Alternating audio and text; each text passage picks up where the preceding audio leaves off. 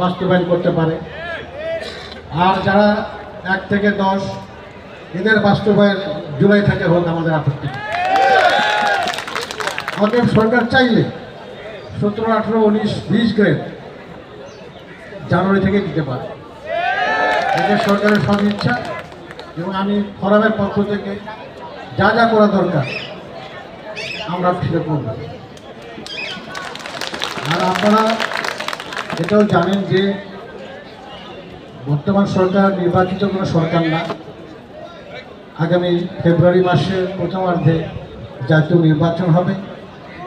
এই নির্বাচন যাতে সুষ্ঠুভাবে সম্পূর্ণ হয় এই জন্য একজন সহকর্মী হিসাবে আপনাদের অবশ্যই আন্দোলন করবেন, সেটা যেন নিয়মতান্ত্রিক হয়। আমাদের আন্দোলন ঘিরে কোনো যেন সাবর্ডেস না হয় এবং কোনো চক্রান্তকারীরা যেন আমাদের নির্বাচনকে বাধাগ্রস্ত করতে পারে। আমরা আশা করি যে নির্বাচন সুষ্ঠু সুন্দর হবে, জনগণের পছন্দের সরকার প্রতিষ্ঠিত হবে এবং ওই সরকার নিশ্চয়ই আমাদের এই দাবি তারা দ্রুত বাস্তবায়ন করবে। আর এই সরকারও পর্যায়ক্রমে বাস্তবায়ন করতে অবশ্যই পারে। তো আপনারা একটাই শুরু করো যে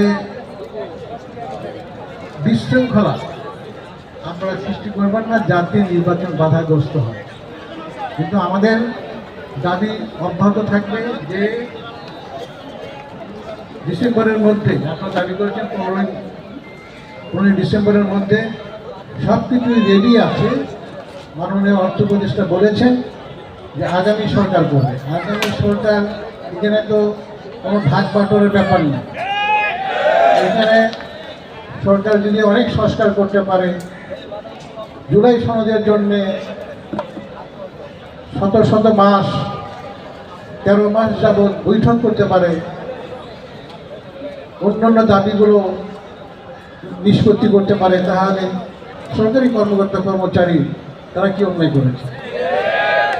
তা আমরা এই মঞ্চ থেকে সরকারের প্রতি আহ্বান জানাবো যে আপনারা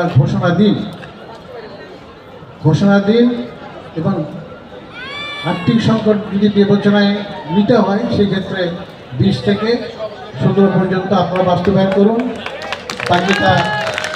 বাকিটা বাস্তবায়নের দায়িত্ব পরবর্তী সরকারকে দেবেন, সমস্যা নেই।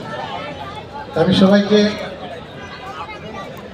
অভিনন্দন জানাচ্ছি এই আন্দোলনে শরীক হওয়ার জন্য এবং আমরা ঐক্য ফোরাম আপনাদের পাশে থাকবো।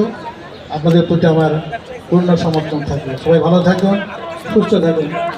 আল্লাহ হাফেজ।